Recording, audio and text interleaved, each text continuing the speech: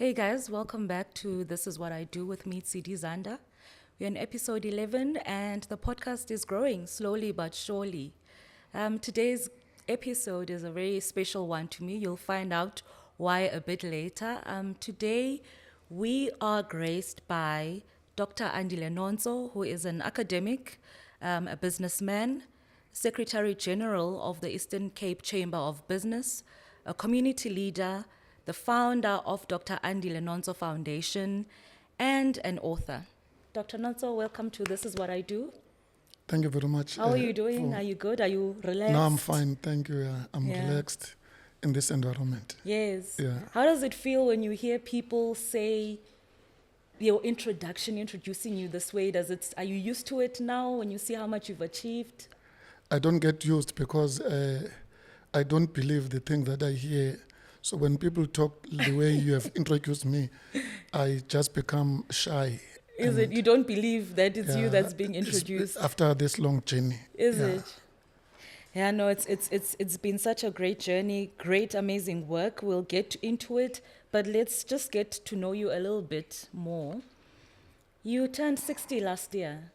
Congratulations on that. I believe it's a very important age. Thank you very much. Yeah, so far, what has turning 60 done for you, the wisdom, this era of your journey, what does it mean for you?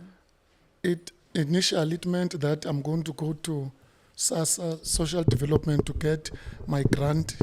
But when I went there, I was told that I'm not eligible. But it also gave me an opportunity not to queue at the bank. So I've got new elderly opportunities now, but I remain young inside. Dr. Nonso, you come from a legacy of teachers. Your mother having been one of them, some of your aunts and your uncles, some of your family members, and now you. Would you say from your point of view that teaching was a familiar choice or it was a calling? I am not sure if it was a calling or not, but all I know, those people who grew before, earlier, it was teachers that were trendsetters in the communities, including the shops in the rural areas were owned by teachers. The reverends in churches would be teachers. So we had to come from that environment. It gave job security, quick a way of getting a job. You would finish your teaching, you would get a telegram, end of your course, immediately get employed. So it was an easy thing to do, and it prepared you to live as I left after 12 years. Guaranteed job at the end of it. Yes. End of it. And if you had not had the option of doing that, what would you have the option of doing? What was? I would have been an accountant because I was registered for Picom Accounting. And when politics started at University of Transkei, where we started politics during the era of Batandwandondo, we were expelled, I was jailed, I was banned at university. I went to hiding in KZN, and the next year I came back to do teaching because I got an instruction from home that you cannot be a politician. You need, as a firstborn, you need to be something. And politics were to kill you, so I had to heed the call, and I knew you would continue the struggle even if you are in a teacher's college. How long were you in prison for at the most? I was in prison for 30 days, the longest time. In other years, I would be there for 3 days, 4 days. But this time, 30 days. After being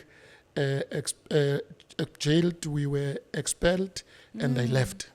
Protesting, nothing serious. What were you jailed We for? were trying to transform the university.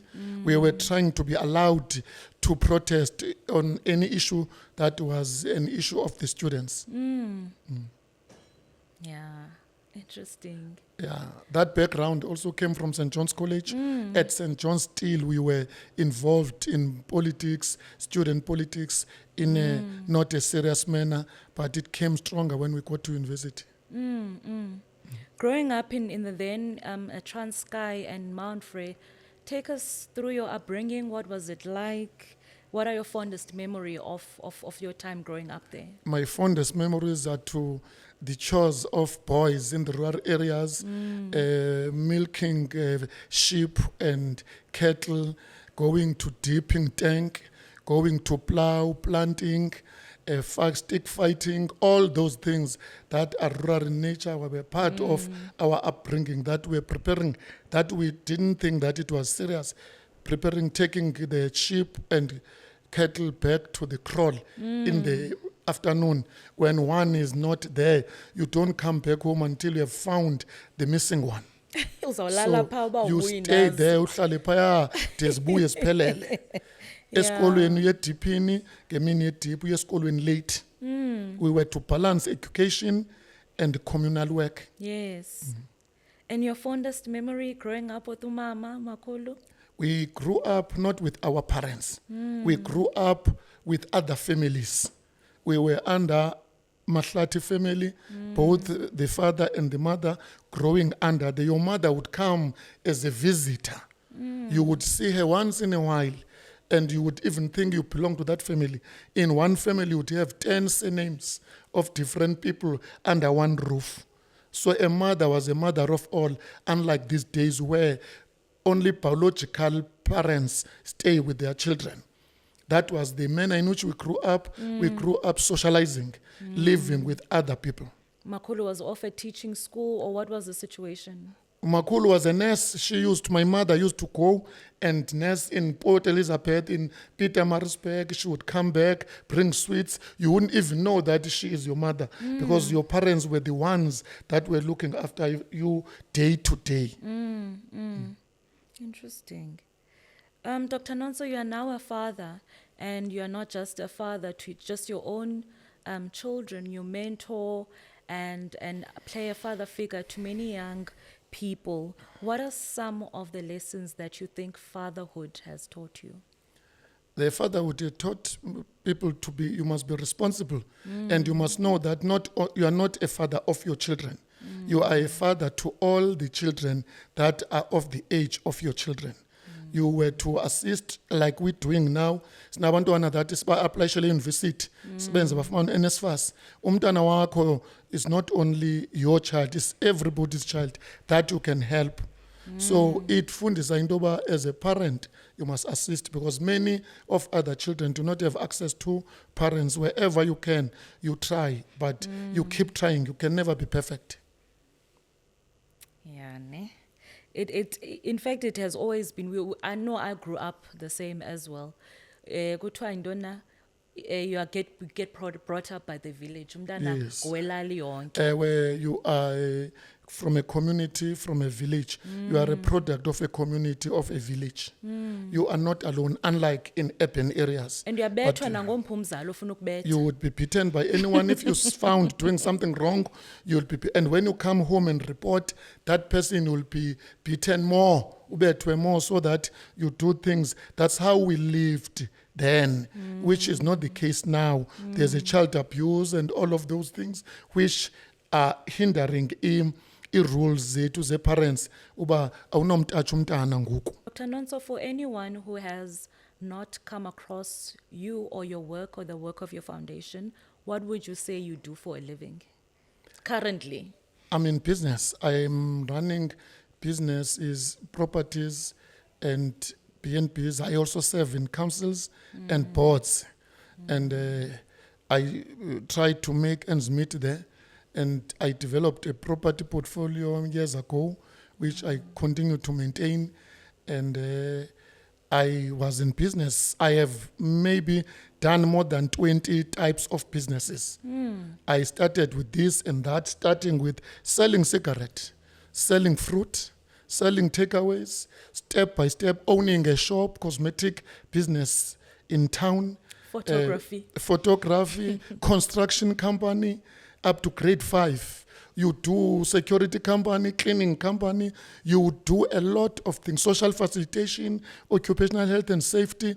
You do, as you grow with your business, you start going down, narrowing to those businesses that make money and that you're passionate about. Some of them you develop passion when you are in. And do you remember your first business that you started that tend to be stable, that stabilized one, the way you felt like, here, at least I can see where I'm going? Which one was that? It was a private school. It was a cosmetic business. It was a construction business. So it's not That's one, where it's three. I used to use Indueti. You are doing a matrix 6 subjects. You are doing grade 10, grade 7, grade 9. You must do 6 subjects even in business. As you go on, you'll major. But out of everything I was doing, the priority was on these 3 that were giving me more income, which I used not to buy expensive cars. I didn't drive expensive cars. I built property for portfolio, which exists now. And those of our colleagues who went to buy Range Rovers and stuff, they are got nothing today to show. So it is important to invest in sustainable investments. Like into yokuthenga properties, Yes. because the property will outlive you. Yes, they will. But Dr. Nonso, all of this you start while you are still teaching. How do you balance the two? And what was the plan to teach, and take us through your teaching journey and how now you start branching into the businesses and how you balanced all of that? I was part-time selling clothes, even what you used to call amatsiriba, those jackets from London Yes. that were used. I used to sell in the main street, York Road. I was selling this and fruit. But then later on, 1999, I started, 98, a private school. And then when it became stronger, I moved, I resigned. I had to resign because of this thing of conflict of interest, and I started Yes. running the school. It was subsidized, so it could cater for my salaries. Then I started businesses, and because when you are independent, you are able to do this and that. I collaborated with UNISA. We opened an UNISA center in Mtata and Montfrey, educating teachers to have BEd honors and diplomas. Those who had no matric plus 2 years, we assisted them. So we moved from that angle. I had to resign. In order to grow in your private business, funeka resign and leave everything behind, because there has to be suffering before you get to. Sacrifice. Yes. In your journey, you went on to start a school, and I don't know if it's still in operation, but at some point you had schools. Tell us about that, and what's your general advice on what makes a good educator? We had a school in Umtata with a boarding children's school. Also opened one at Montfrey, got a site at Montfrey. Later on, when the time came where there are no teachers, I remember I was a teacher, so it was not going to be possible for me to run a school as unqualified teachers. You know, see, these days, every parent, when you register a child, go to the principal's office and ask for South African Council of Educators certificates of those teachers, because you will find that many private schools do not have qualified teachers, because qualified teachers prefer working for government than working for private schools. So we started them. When there were no teachers, we cancelled. I sold my schools at Montfrey now. My school is rented out by a company that does private schools with a hostel. In Umtata, I gave it to somebody who was interested in running a school. So I moved on, because as a business person, you grow into other areas. I never even thought that today I would be involved in a private hospital. Now I'm busy trying to have a new private hospital, which I never thought I would be involved in. So you graduate from one point to another, and the passion changes, the direction changes, the circumstances changes as you go on. Yes, and did they keep the names of both the schools, or they were changed? They changed. The other one in Umtata kept the school. Yes. The other one changed the school completely. The name is King Harvest Academy. It's run by some guys in Maritzburg at Montfrey. But at Montfrey, I own the school site, the 5 factors and the classrooms. I built 10 classrooms. I built hostel. I built teachers' quarters, girls' hostels. So the school is still there. They are running it. They've got a contract for about 20 years to run the school. Obviously, teaching and education is not as popular as it was in your time, because young people have various options now. But what from your side, why would you encourage a young person to consider choosing teaching as a profession in 2025 or in this era? Unfortunately, things have changed. It was not, the manner in which it is 2025. Teaching in 2025 is as important as it was in the 80s. It's the only profession that employs. It's the only profession where children can get 20,000 and above salary. There's no teacher who's qualified, who is not prepared, who's not unemployed, except those who do not want to go to other provinces. If your province is not employing, you must go to KZN, go to Free State. Teachers are employed. So as I speak now, I have got 10 students, children, that I've taken to teaching. And they are guaranteed employment. So today you can come and tell me which profession guarantees you employment except teaching. So if you are a nurse, you finish your nursing career, where will you nurse? If you are a doctor, you saw doctors toiling. Yes. But teachers, if Eastern Cape is not employing, Northwest is employing. I've got relatives in Northwest that are teaching. So for me, teaching is still the basic career. When we grew, each child had to do teaching. The demand is still there. It's not going to 100%. change. Special maths and science and biology and accounting, you can still do it. And your view on the state of education, both This- basic and tertiary right Yeah, now, for me, what do you think is lacking? there's no transformation in higher education. Children are given NSFAS for 3 years. They finish their degrees. The courses that are at university are irrelevant. They do not talk to the economy of the country. That is why we have got so many unemployed. You go to Germany, 90% of the learners in Germany are doing technical courses. In South Africa, 90% are doing academic. 10%, there's no move to ensure that TVET colleges are very serious about this. In South Africa, unemployment is rife of graduates. Why? Graduates are doing irrelevant courses. The universities have not transformed. The TVET colleges have not transformed. 90% of TVET college students are doing HR, marketing, and those things that are not relevant to pothole patching, as water and sanitation, boiler, electrical, plumbing, welding. That's what we need in this country. We need massive production of skills. This was confirmed by the new minister, Okwahube, when she was doing results 2025, Yes. 2024, that they are lagging behind, including the DG. That there's a problem. The courses, they are not talking. And there's a problem with maths and science. It has declined. Learners cannot comprehend, cannot pass maths and science. I do not know what is up, because if the country has got no science subjects, then it won't move. So that is where we are now. We have got a problem, including grade 12. We need education for self-reliance. The education of Tanzania, where learners pass matric and are able to live and do their own. Hence, we are saying all high schools must be technical high schools, not this situation where we are now. But this problem, I believe it's a known problem. But what is taking so long to transform?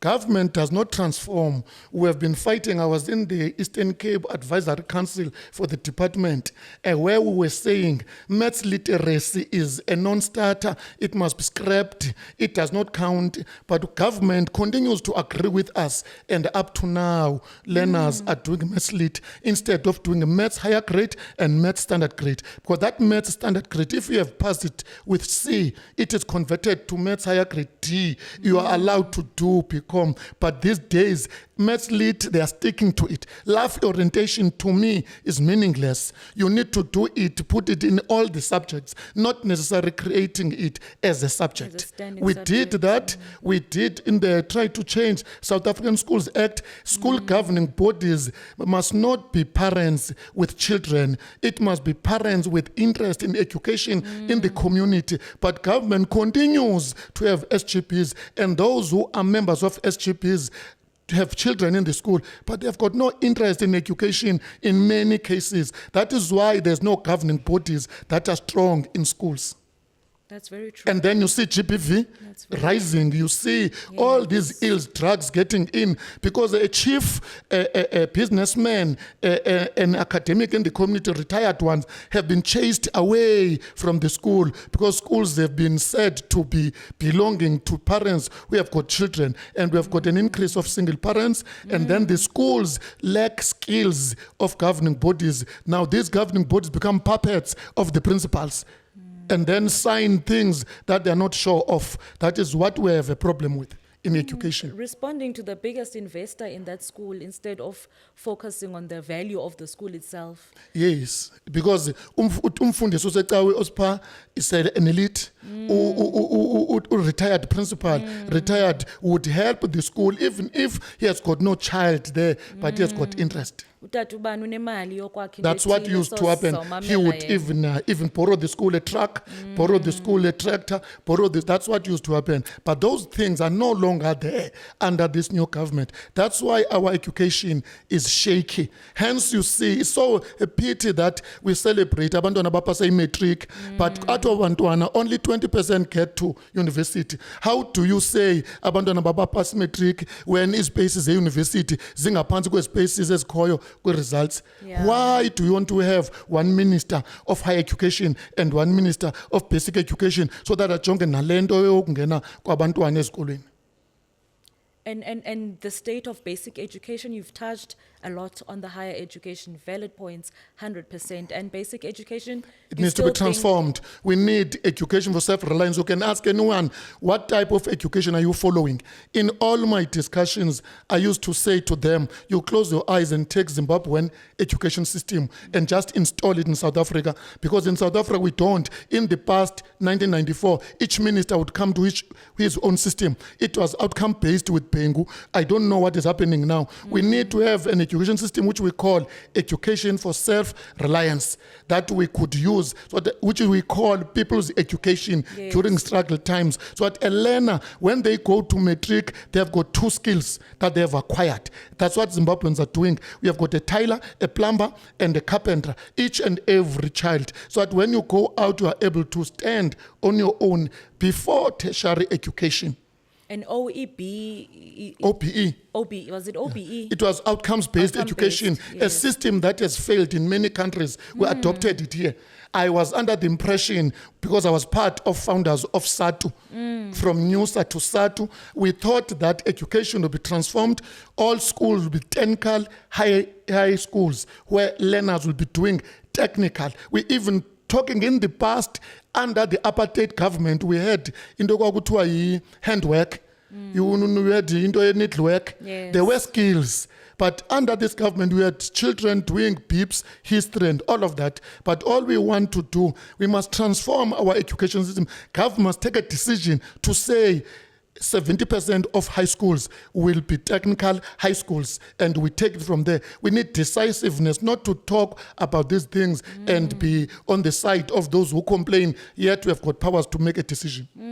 And this doesn't just affect the Eastern Cape, it's a problem of the whole country. It's a national problem. It doesn't change. Education system is a national problem in South Africa. Going back to business, Dr. Nonso, what would you say makes a lasting businessman? What characteristics should one personally just try to have if you plan to last in the business world? If you plan to last, you must be able to identify niche markets. You must be able to identify opportunities that are sustainable. You must have people that will overlive you. We encourage those who do a business and get 200 rand a day. Yeah. You sell fat cooks, you sell amagwenya. At the end of the day, you sleep. It's better that 200 rand a day than to get to 2 million after 90 days. There is no tender. Tender is must assist. All South African indigenous must do tenders as a sideline. But your main business must be to go to agriculture. The new billionaires in South Africa will be created in agriculture. You need to have those people doing those kind of jobs. You need people to start small businesses.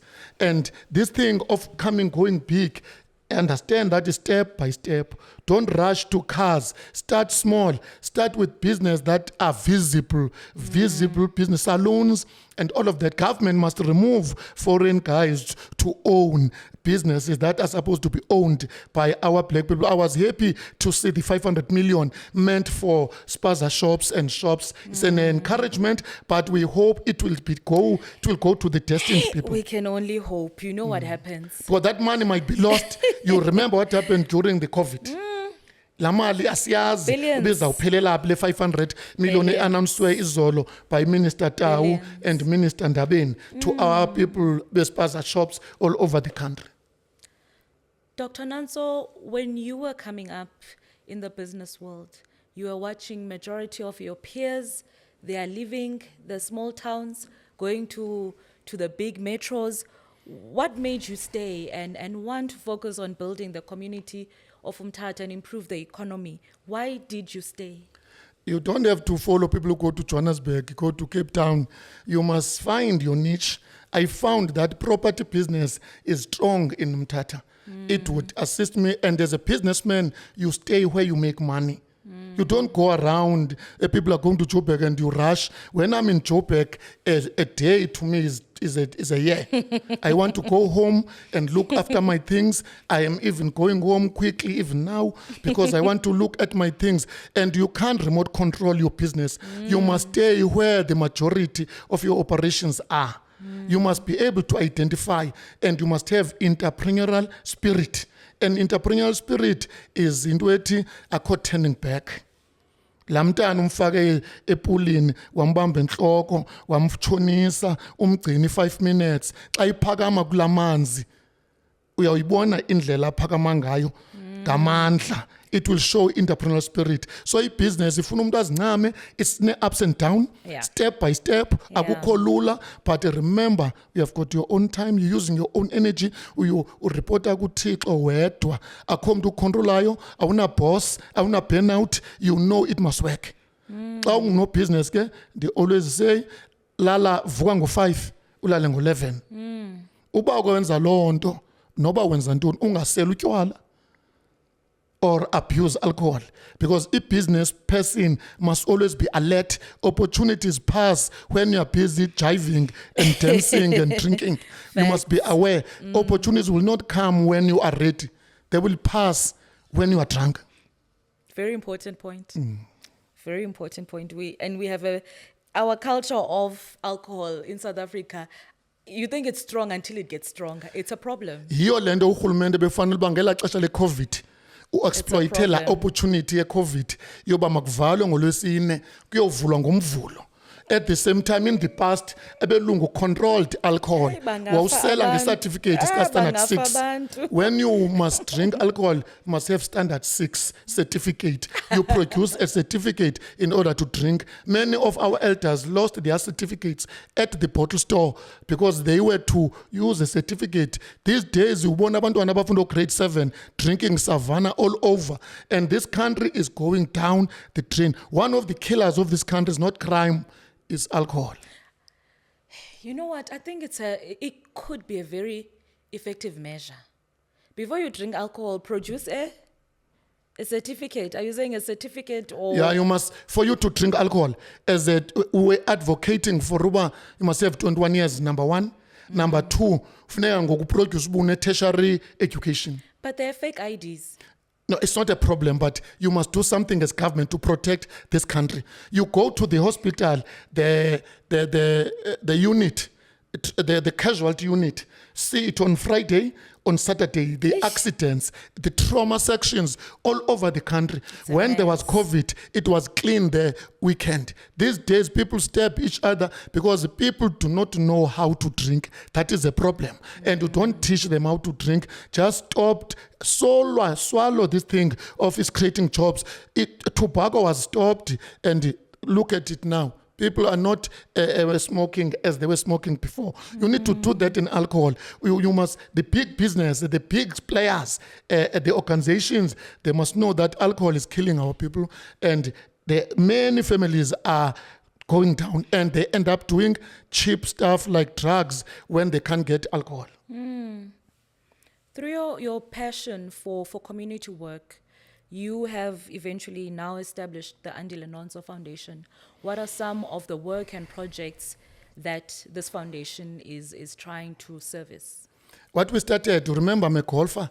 We started with golf. We have got Port St. John's, Engcobo, and Mthatha. We train young kids from the shacks to play golf. We got funding. We have got the clubs. We train them because they say expensive. And Susalanduba, golf yabelungu. We're putting it there in the rural areas. We use soccer field to train young people there. And then we're doing social development. Hence, we're also doing academic work. We apply for students in academic institutions. NSFAS. 12 under our own. We also do SMME development. We help vulnerable. We have Christmas for elderly, Christmas for children on the 24th of each year. I talk to business people to give me food so that those days when people are celebrating, they must not celebrate alone. The philanthropic life, unfortunately, not everyone has it. It's something that comes from the upbringing where I've got physical witnessing people suffering. So I felt, let me have a foundation. Whilst I'm alive, I saw foundations are only created when somebody's dead. But there are foundations like Tamon Peki Foundation, Zuma Foundation, some foundation has created when you are alive. And foundations, it's easy for business people to give you money when you have got a foundation and a bank account because you are able to account, and you can't do that if you are an unscrupulous person. Yeah. So a foundation is for me to plow back in any small way or plow back with other business people because I don't have to have money to run a foundation. I use funders. Like the golf day I had on the 29th of March, I had 25 donors, funders, sponsors who made the project a success. Touching on golf, if there's anyone who knows you and knows you very well, it has become the great love of your life.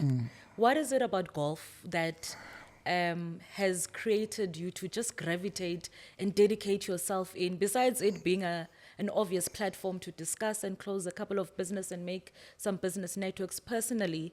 What does golf do for you? Into interesting with golf is that it's a sport as ngazwamtu. Even internationally, number one in the world today will not be number one next week. It's a sport that no one masters. It's a sport that no one knows.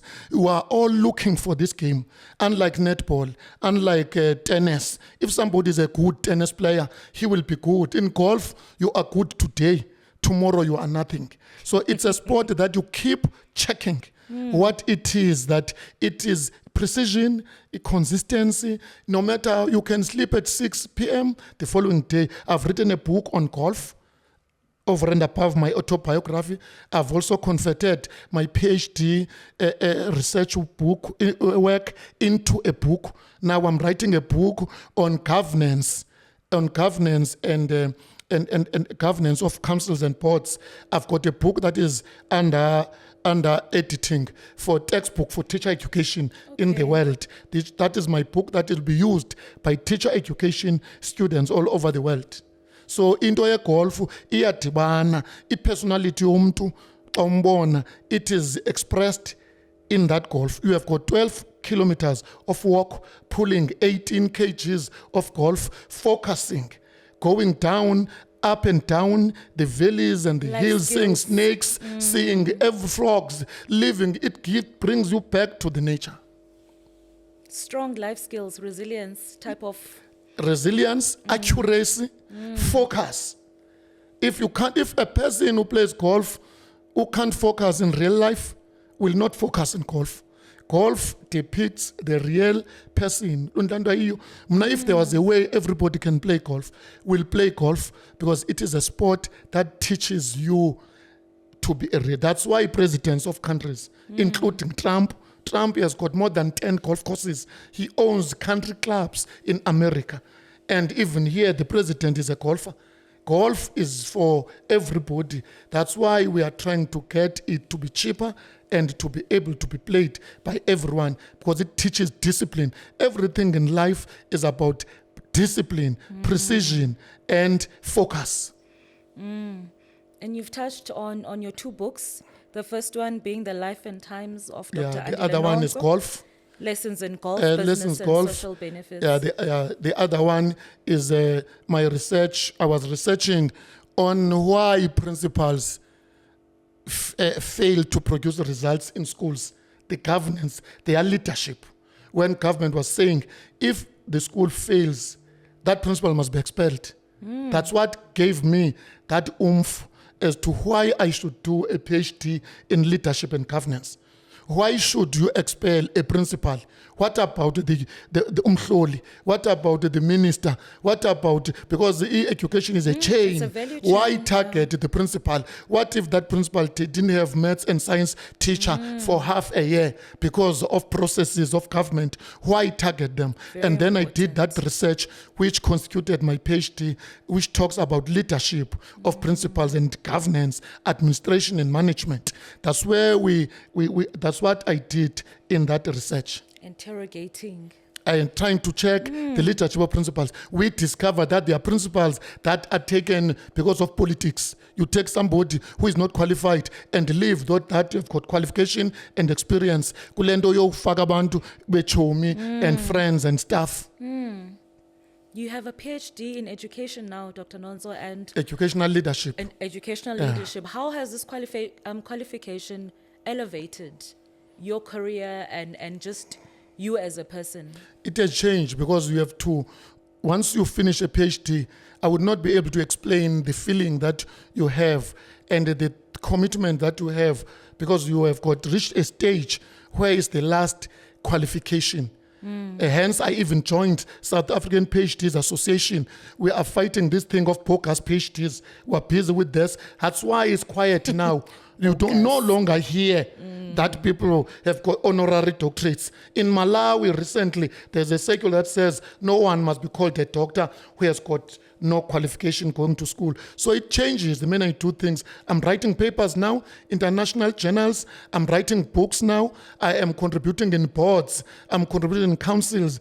And then I am seen as the light and the hope of many of our people who are like me. When I'm invited to talk in different rural areas, I've got a talk show in SABC Mhlobo Wenene. Once a month, I do analysis on economy of the country, education of the country. I can talk about education only. It's a bit as studying economy. I can tell you why we are where we are in terms of economy, growing at a rate of less than 1%, unemployment at this level. Why is it like that? This was the negotiations that took place after 1990, when there was no item on economy in the agenda of negotiations. And that item was never addressed up to now. Hence, you see the economy, 98% of South African economy is in the hands of whites.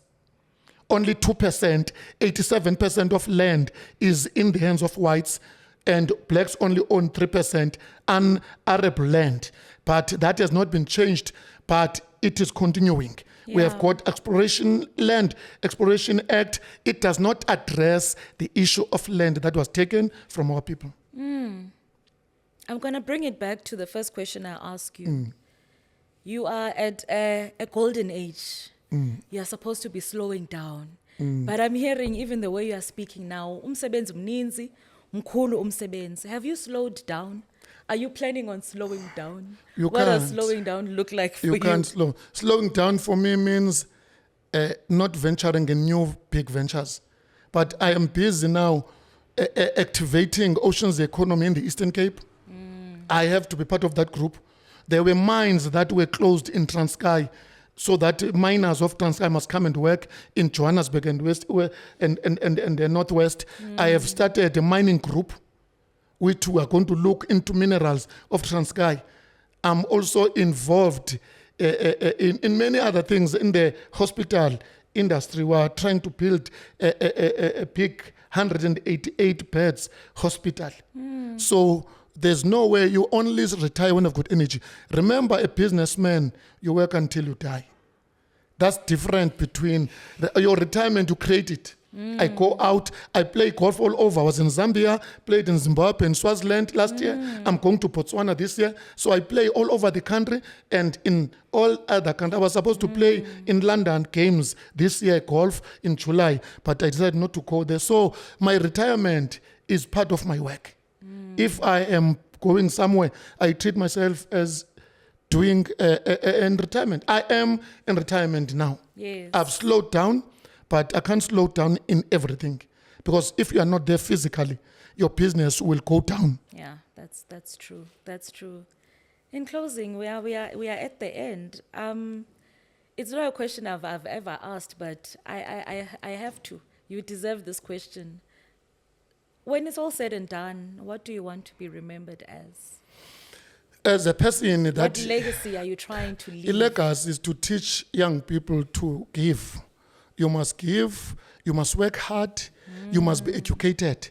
I want to produce many people who are educated. If you are not, it's only education, Nelson Mandela said, only education can change the world. Wherever you are, if you are in a studio, go back to school. Only education can liberate black people.